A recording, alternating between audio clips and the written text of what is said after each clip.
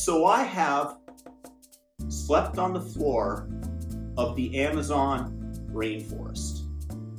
I have gotten kicked out of Russia and had to cross the Mongolian border on foot and been caught by a Syrian sandstorm in the middle of the desert shortly before the entire country blew up. But am I telling you all this to brag about my fearlessness / stupidity? No, I mention these adventures to juxtapose the fact that I was scared of even the possibility of entering into the country of Mexico. The reason for this is because I thought that my children would make prime targets for kidnapping and that I would be unable to pay the ransom because I would have been killed hours after entering into the country. But when our journey to Costa Rica didn't quite work out as well as we had hoped due to their authoritarian nature of the government that was attempting to mandate vaccinations of COVID to any kid older than 5 years old, I figured that maybe, just maybe, I might listen to my wife and succumb to her wish to travel to the town of Puerto Vallarta. Now, I was very much aware of what scary things might be out there in the dark, but I'm going to tell you that my fears were very quickly allayed because I was the one who decided that we needed to stay there. And stay there we did for 2.5 years. The truth is that it's one of the safest places that I have lived in. Now, the question is, why did I believe originally that Mexico was so unsafe, and what, in fact, keeps it safe? The media, the US media, the fear porn that highlight all of the troubles of Mexico were what was seared into my mind and why I was not sure that I wanted to bring my family there. Now, what keeps Mexico or Puerto Vallarta so safe? Is it a crack police force that is positively intent on keeping the peace, working 24 hours a day nonstop? Considering the fact that most of these officers augment their meager incomes by collecting traffic fines directly at the point of infraction in cash, that seems to be rather unlikely. Is it the Mexican police and National Guard that patrol the area with automatic weapons and machine guns on top of turrets on military vehicles as they traverse the area? It sure doesn't hurt, but they're really more a show of force. So what is it then? Why do you think that Mexico is so safe in certain regions? Well, I'm going to tell you some stories, and they're from such an amalgamation of sources, disparate people that have no knowledge of one another, and they all point in the same general direction. And this is not the Wizard of Oz that behind the curtain is a frail old man. No, this is actual real power. Story number 1. A man, a Canadian in Bucerias, is robbed by a motorcyclist at gunpoint. Is quickly ascertained the mugger's identity, and he is never heard from again. Story number 2, a local businessman withdraws about $8,000 from the bank, which is a pretty good chunk of change for most people. Tipped off by the teller, 2 local hoods go out, bump into his car, and amidst the confusion of exchanging insurance information, boom, they steal the money bag. The identity of these people is ascertained, and they are no longer living, whether or not that's in the Puerto Vallarta area or at all, I'm not sure. Story number 3, my dear friend, my contractor, my fix-it man, and I are driving, and he's telling me that at a newly opened grocery store, somebody had the audacity to steal the purse of a tourist with her passport in it. Didn't make it any better. and he's really worried about the mugger. So by now, I'm pretty sure that you figured out that the sharp point of justice, the law, force in South Central Mexico is in fact the cartel, whose initials you will not hear from me, but they're pretty easy to figure out on your own because I don't even acknowledge the existence of these people. Never heard of them. That's kind of the way that you have to behave in the area. Now, the reason that they keep the area so safe is threefold, in my opinion.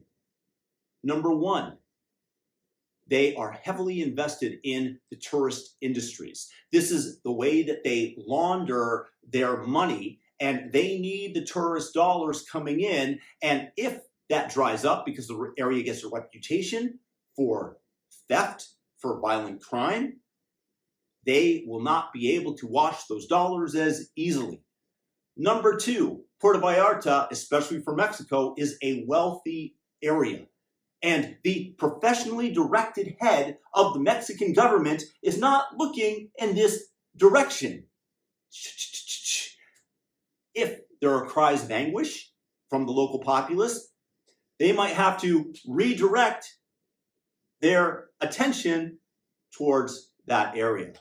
Reason number three, the last thing the cartels want to do is to attract the Eye of Sauron.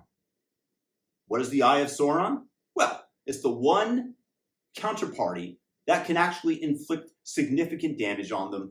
And I'm talking about, of course, the US government. Just to exemplify exactly why and how this was once put into practice, in 2023, 4 Americans crossed over the border from Texas. And these were kind of known to be shady people, according to what I have read.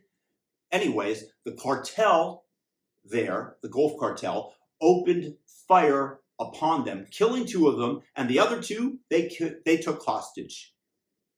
When it was discovered that they were in fact American citizens, the hostages, those who were abducted, were released very quickly. Not only that, they issued an apology for the actions and for the deaths. Not only that, but they turned over 5 of their men to the Mexican police.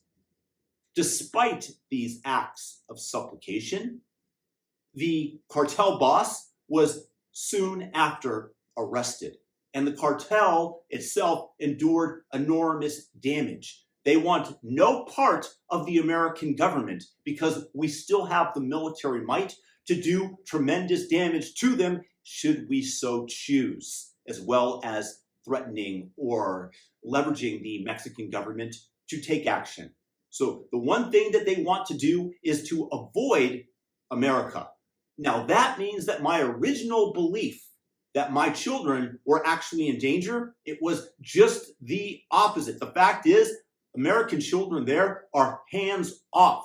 If you dare try to abduct or hurt the children of Americans or other foreigners, the cartel is going to come after those criminals because, once again, the Eye of Sauron must not be directed at them. That's the last thing that they want, to intervene with their tremendous profit centers.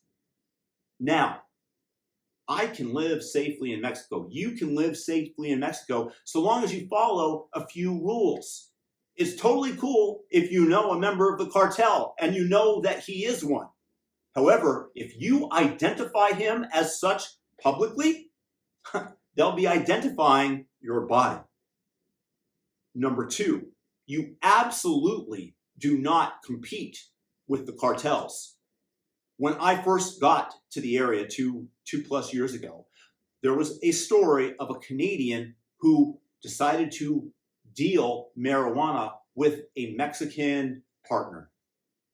Soon after, the cartel abducted them both.